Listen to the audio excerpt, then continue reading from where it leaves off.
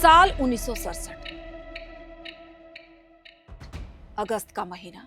भारतीय संसद में कांग्रेस के सांसद और झारखंड में आदिवासियों के बड़े नेता बाबा कार्तिक उरांव की आवाज गूंज रही थी। वो कह रहे थे कि भारतीय संविधान के लागू होने के बाद भारतीय ईसाइयों के लिए कोई आरक्षण का प्रावधान नहीं किया गया, क्योंकि वो सामाजिक और शैक्षणिक आर्थिक रूप से अधिक उन्नत थे। भारतीय संविधान के लागू होने के बाद भारतीय ईसाइयों के लिए कोई आरक्षण का प्रावधान नहीं किया गया, क्योंकि वे सामाजिक, शैक्षिक और आर्थिक रूप से अधिक उन्नत थे। यहाँ तक कि भारत के ईसाई उच्च जाति के हिंदुओं और मुसलमानों की तुलना में राजनीतिक रूप से अधिक जागरूक थे और हैं। दरअसल कार्तिक उरांव अपनी इस बहस में धर्मांतरित आदिवासियों की डीलिस्टिंग की मांग कर रहे हैं। उन्होंने पुरजोर कोशिश की थी कि ऐसे आदिवासी समुदायों को एसटी सूची से बाहर किया जाए। जब वो सरकार में मंत्री थे तो केंद्र सरकार ने लोकसभा में अनुसूचित जाति और अनुसूचित जनजाति आदेश संशोधन विधेयक भी पेश किया था। मार्च 1968 में इस विधेयक को एक संयुक्त संसदीय समिति के पास भेजा गया था। 17 नवंबर 1969 को समिति ने रिपोर्ट भी दी, जिसमें साफ साफ लिखा था कि ईसाई और मुस्लिम धर्मांतरित आदिवासियों को एसटी श्रेणी से बाहर कर दिया जाना चाहिए। हालांकि सरकार ने इस प्रस्ताव पर आपत्ति जताई और संसद ने इसे कभी अपनाया ही नहीं। आज लगभग 5 दशक के बाद फिर से झारखंड में डीलिस्टिंग के मुद्दे पर बहस तेज है और लगभग सभी लोग इस पर अपनी अपनी राय दे रहे हैं। आदिवासी समुदाय के विभिन्न वर्ग अपने अपने तर्क और आंकड़ों के साथ अपना स्टैंड तय कर चुके हैं। खुले मंच पर बहसें हो रही हैं, लेकिन डीलिस्टिंग क्या वाकई इतना आसान है?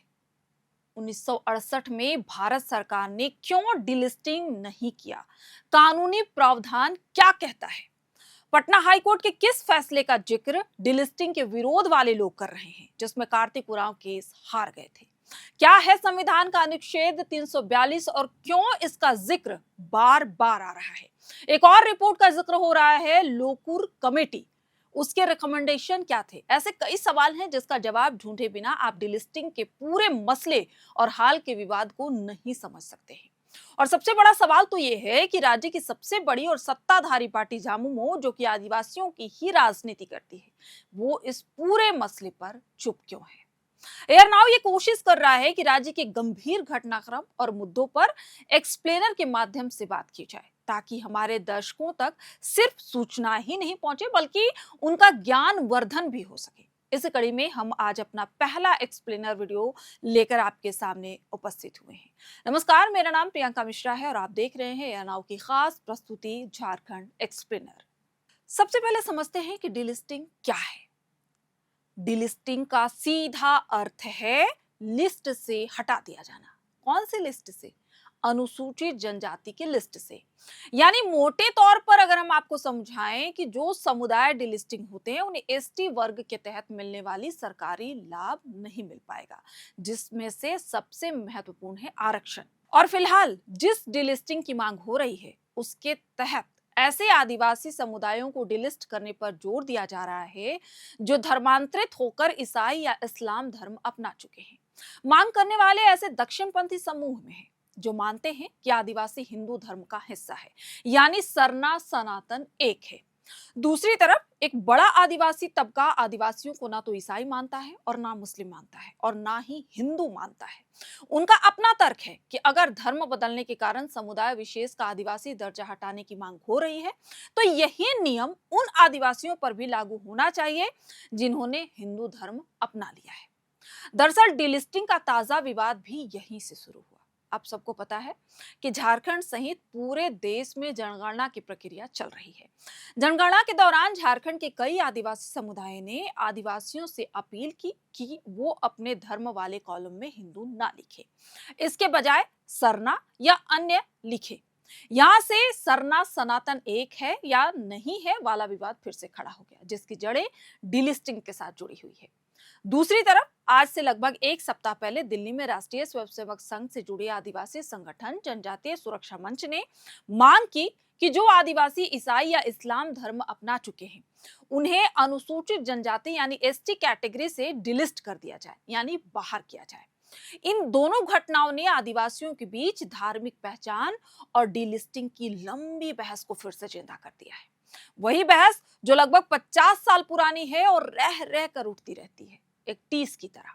इसी रैली में एक और विवाद हुआ। गृह मंत्री अमित शाह ने भारत के आदिवासियों के लिए वनवासी शब्द का प्रयोग किया, जो आरएसएस हमेशा से करती आई है।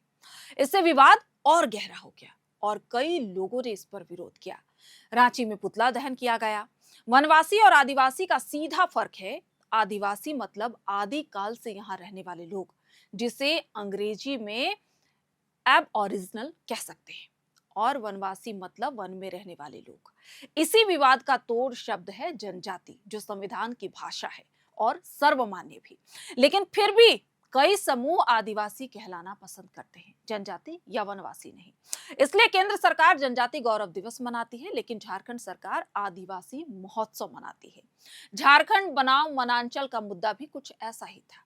खैर, अब दिल्ली वाली रैली के विरोध में, या कहें कि इस रैली के काउंटर में, सरना समुदाय और ईसाई आदिवासी महासभा ने छत्तीसगढ़ के जशपुर जिले में एक बड़ी रैली आयोजित की। झारखंड और छत्तीसगढ़ के आदिवासी कार्यकर्ताओं ने ईसाई आदिवासियों का समर्थन किया और उन संगठनों से दूरी बनाई जो आरएसएस के करीब माने जाते हैं। इसमें अधिकतर लोग सरना आदिवासी बताए जा रहे हैं, यानी साफ साफ दो ध्रुव नजर आ रहा है। एक वो जो कह रहे हैं कि सरना सनातन एक है, और जो लोग ईसाई बन रहे हैं या मुस्लिम बन रहे हैं उन्हें डिलिस्ट किया जाए। दूसरे वो लोग जिनका कहना है कि अगर ऐसा है तो हिंदू लिखने वाले लोगों को भी डिलिस्ट किया जाए।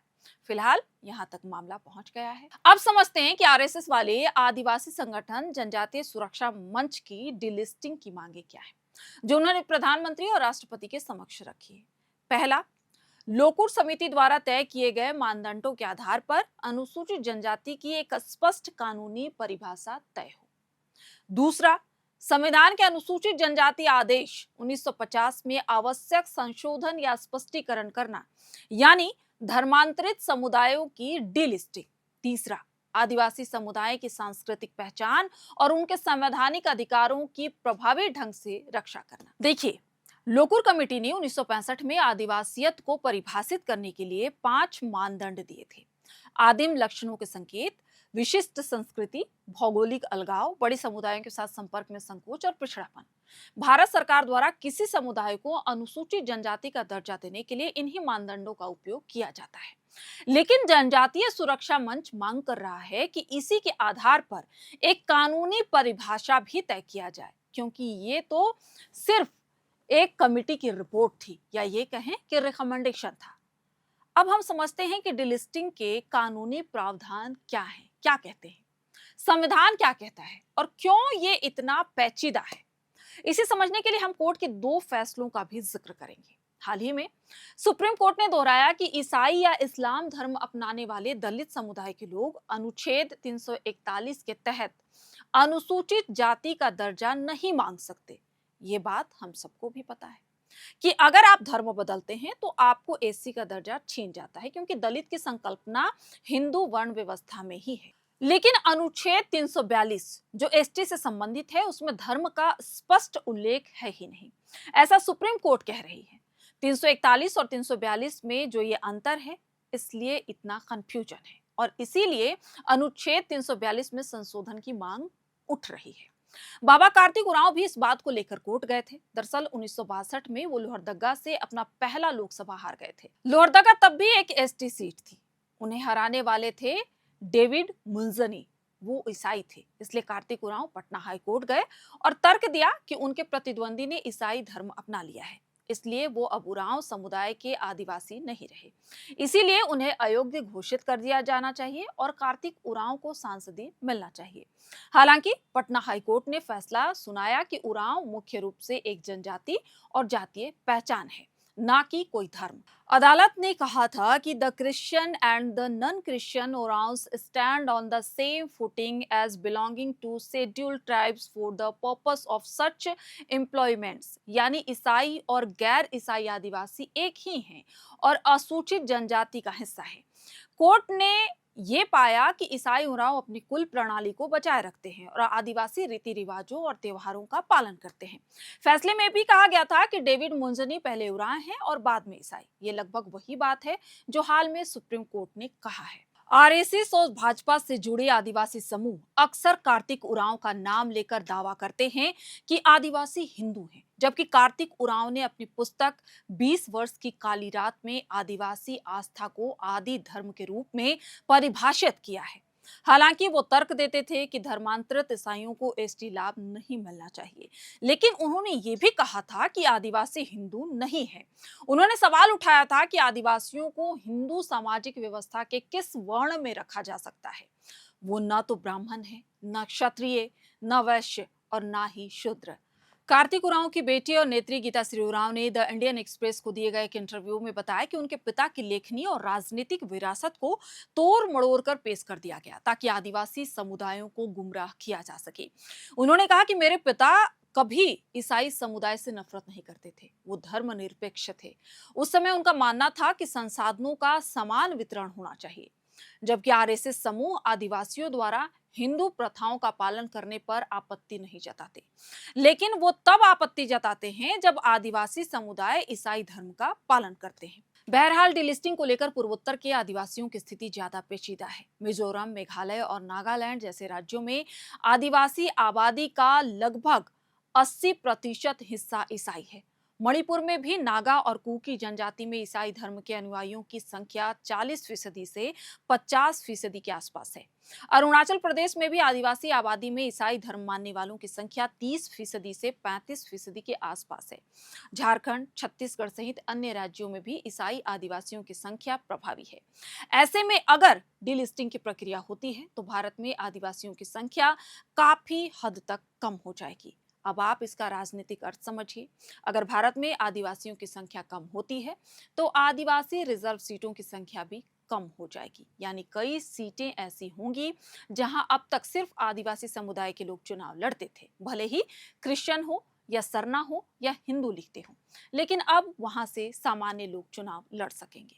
अच्छा, हमारे पास आदिवासियों के भीतर विभिन्न धर्मों की संख्या का आंकड़ा इसलिए नहीं है कि कई लोग ये कॉलम छोड़ देते हैं, कई लोग अन्य लिखते हैं और सरना वाला कॉलम तो है ही नहीं। इसीलिए झारखंड सरकार ने सरना धर्म कोड की मांग की है। अब तक मामला रुका हुआ है। इस पर आप अगर चाहेंगे तो हम अलग से वीडियो बनाकर पूरा गणित और पूरी राजनीति समझा सकते हैं, लेकिन ये दिलचस्प है कि इस मुद्दे पर कांग्रेस अपनी स्थिति स्पष्ट कर चुकी है और सड़क पर उतरकर प्रदर्शन आदि भी कर रही है, लेकिन झारखंड मुक्ति मोर्चा ने इस विषय पर लगभग चुप्पी साध रखी है।